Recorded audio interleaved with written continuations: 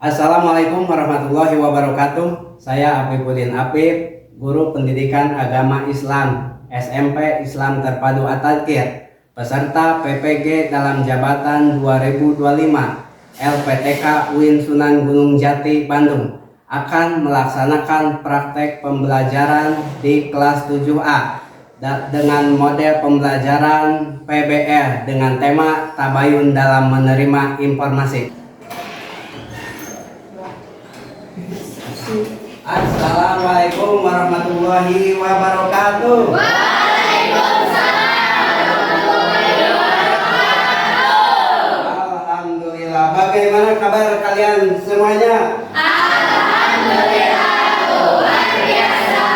Allahu Akbar. Semoga semuanya sehat, Amin. semangat untuk belajar pendidikan agama Islam hari ini.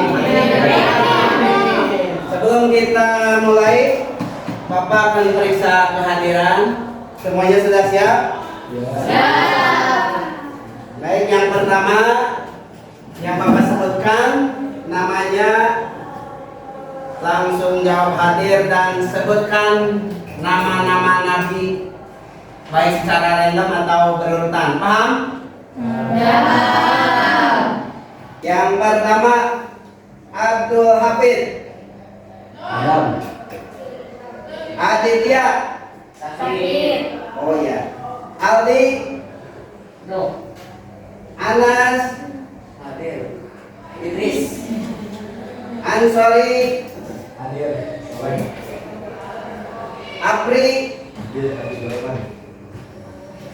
Angelia, Hadir Daud. Andini.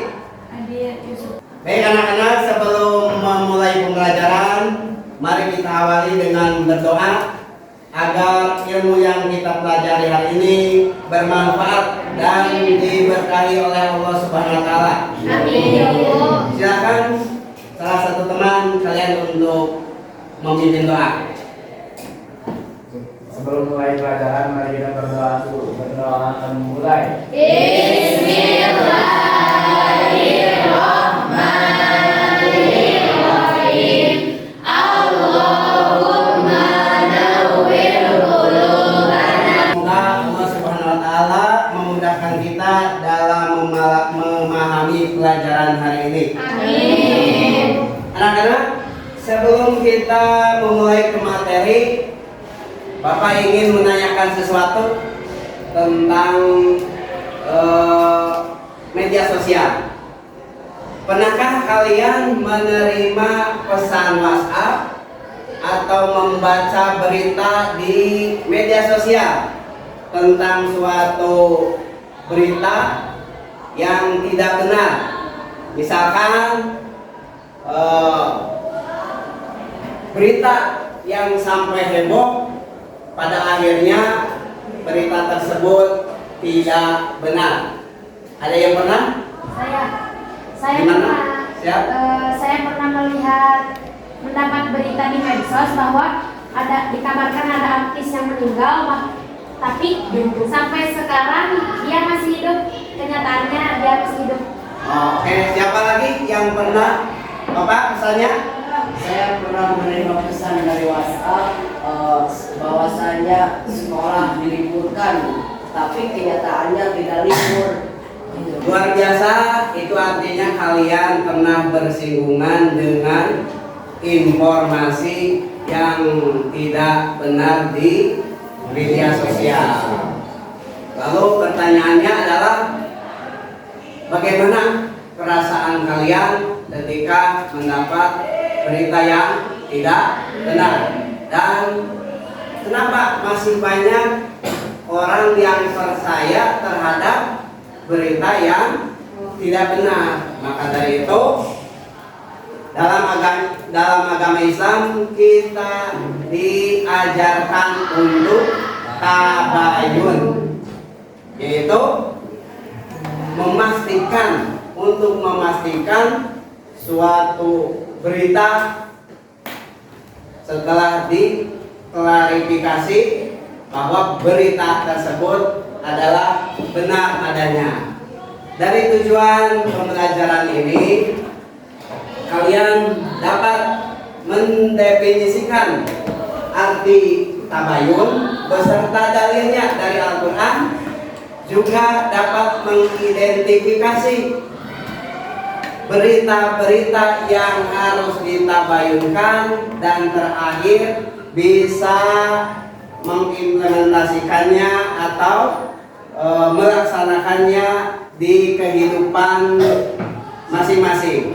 Mengapa tabayun penting diketahui? Karena zaman sekarang ini kita sering menerima banyak informasi yang belum tentu benar. Jika kita tidak berhati-hati dan langsung menyebarkan, bisa jadi informasi itu menyakiti orang lain atau merusak hubungan, bahkan menimbulkan fitnah. Dengan mempraktekkan tabayun, kita akan lebih bijak dan berhati-hati dalam menerima berita atau informasi. Baik anak-anak, sekarang Bapak akan menyampaikan sebuah kasus nyata yang sering terjadi di sekitaran kita. Coba kalian dengarkan dengan baik. Di sebuah sekolah ada seorang siswa bernama Rafi. Suatu hari Rafi membaca pesan di media sosial yang mengatakan bahwa salah satu guru sekolahnya akan pindah karena melakukan kesalahan besar. Ingat informasinya bahwa salah satu guru di sekolahnya akan pindah karena melakukan kesalahan besar. Tanpa pikir panjang dan tanpa memastikan, si Rafi ini menceritakan berita tersebut kepada teman-temannya. Dalam waktu singkat, informasi tersebut menyebar ke seluruh lingkungan sekolah. Ternyata setelah konfirmasi, berita itu tidak benar. Sama sekali guru tersebut hanya mengikuti pelatihan selama 2 hari dan kembali mengajar seperti biasa. Karena berita bohong itu, banyak siswa yang salah paham. Hubungan mereka dengan guru tersebut merasa tidak nyaman. Nah, menurut kalian, apa kesalahan yang dilakukan Rafi dan apa yang seharusnya Rafi lakukan? Nah, untuk menjawab pertanyaan tersebut, silakan kalian bentuk kelompok. Baik, silakan diskusikan bersama kelompok kalian selama 15 menit. Tulis hasil analisis kalian di kertas yang telah disediakan tentang kejadian tadi, dan siap untuk mempresentasikannya di depan kelas.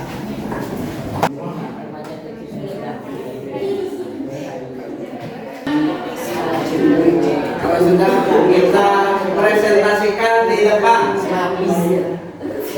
1, 2, 3 sampai 4 kelompok ya. 1, 2, 3, 4. Setelah kalian mendiskusikan dari hasil cerita tadi, mari kita perdalam langkah-langkah tabayun. Di antaranya, pertama, pastikan sumber informasi itu terpercaya. Ya, jangan tergesa-gesa sebelum kita bisa memastikan bahwa berita itu benar adanya. Selanjutnya, tanyakan langsung jika diperlukan.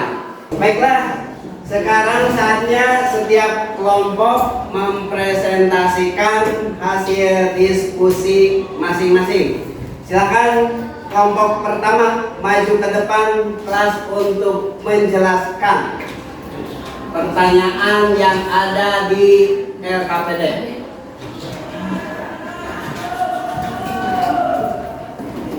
Silakan kelompok 1 untuk mempresentasikan hasil diskusinya.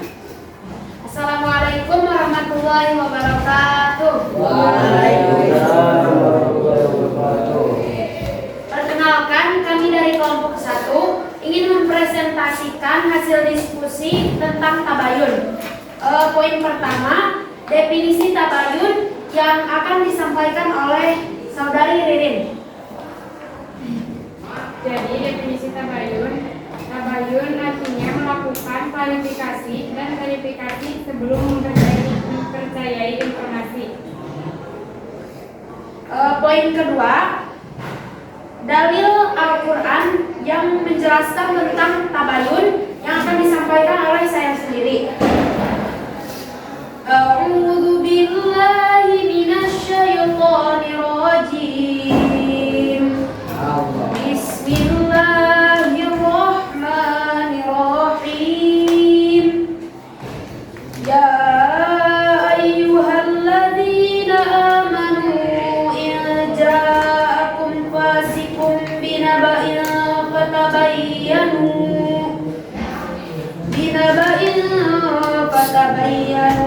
an tusibu qauman bijahalatin fatusbihu ala ma fa'altum nadimin. Shadaqallahul adzim.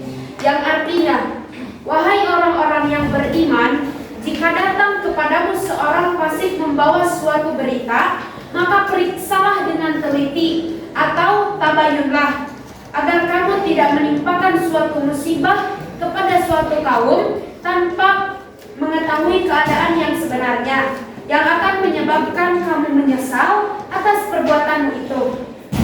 Dilanjut dengan poin ketiga, pendapat para ulama tentang tabayun yang akan disampaikan oleh Saudari Ranti. Jadi contoh pendapat para ulama yaitu Imam Al-Qurtubi menjelaskan bahwa ayat ini mengajarkan umat Islam untuk tidak tergesa-gesa dalam menerima dan menyebarkan berita, melainkan harus meneliti kebenarannya agar tidak menimbulkan fitnah dan kerusakan. Ya, terima kasih kepada kelompok 1 yang telah mempresentasikan diskusinya. Silakan kembali ke tempat, dilanjut oleh kelompok 2. Baik, silakan selanjutnya untuk kelompok 2 mempresentasikan hasil diskusi dari kasus Rapi tadi. Silakan. Assalamualaikum warahmatullahi wabarakatuh. Waalaikumsalam warahmatullahi wabarakatuh. Saya dari kelompok 2 akan mempresentasikan kasus tadi Rapi. Apa kesalahan yang dilakukan oleh Rapi? Rapi tergesa-gesa dalam menyebarkan informasi sebelum tabayun. 2. Apa akibat dari perbuatannya? Menimbulkan fitnah dan rasa tidak nyaman. 3. Bagaimana harusnya Rapi bersikap sesuai dengan prinsip tabayun? Harus meneliti dan memastikan kebenaran informasi tersebut. Sekian dari kelompok 2. Wassalamualaikum warahmatullahi wabarakatuh. Silakan kembali ke tempat. Baik anak-anak, terima kasih atas presentasi kelompok kalian. Dari paparan kalian terlihat bahwa hampir semua kelompok sudah memahami pentingnya tabayun dan langkah-langkah yang tepat dalam menerima informasi. Untuk kelompok 1, Bapak punya catatan sudah baik dalam menyebutkan dalil dan langkah tabayun, tapi sebaiknya perhatikan penjelasan ulama lebih lengkap lagi. Dan untuk kelompok 2, kalian juga sudah memberikan contoh langkah tabayun yang sangat praktis, namun perlu menambahkan alasan mengapa langkah-langkah dari kasus rapi itu sangat penting. Dan kelompok 3, kalian dapat menyampaikan akibat jika tidak melakukan tabayun, tapi cobalah kalian lebih banyak dengan dalil-dalil Al-Quran. Baiklah, sebelum Bapak menyimpulkan hasil pembelajaran hasil ini, kembali ke posisi semula. Silakan.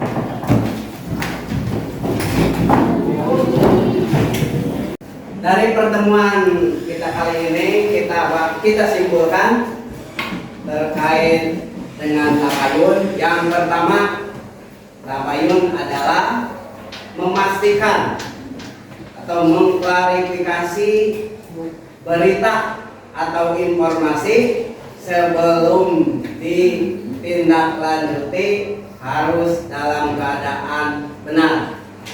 Selanjutnya, Al-Quran menekankan perlunya tabayun supaya tidak terjadi fitnah dan mengurangi kenyamanan. Terakhir, langkah-langkah tabayun bisa dilihat, ya, memastikan sumber, menanyakan, dan jangan tergesa-gesa menyebarkan informasi sebelum memastikan kebenarannya.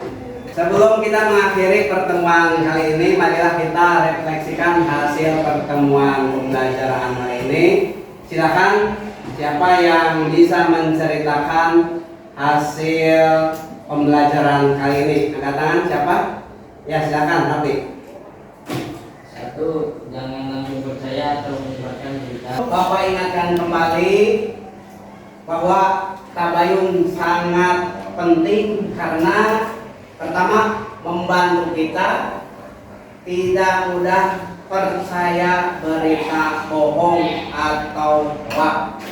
Yang kedua, mencegah fitnah dan hubungan yang rusak dengan orang lain. Dan terakhir, menjadikan kita pribadi yang lebih bijak dalam menerima informasi. Sebagai latihan, silakan kalian tulis pengalaman kalian tentang menerima informasi dari media sosial dan bagaimana kalian menerapkan prinsip tabayun dalam situasi tersebut. Silakan tugas ini dikumpulkan minggu depan. Oke. Siap? Siap? Mari kita tutup pelajaran hari ini dengan doa. Semoga ilmu yang kita pelajari bermanfaat dan Allah Subhanahu wa Ta'ala memudahkan kita menerapkannya. Silakan untuk berdoa.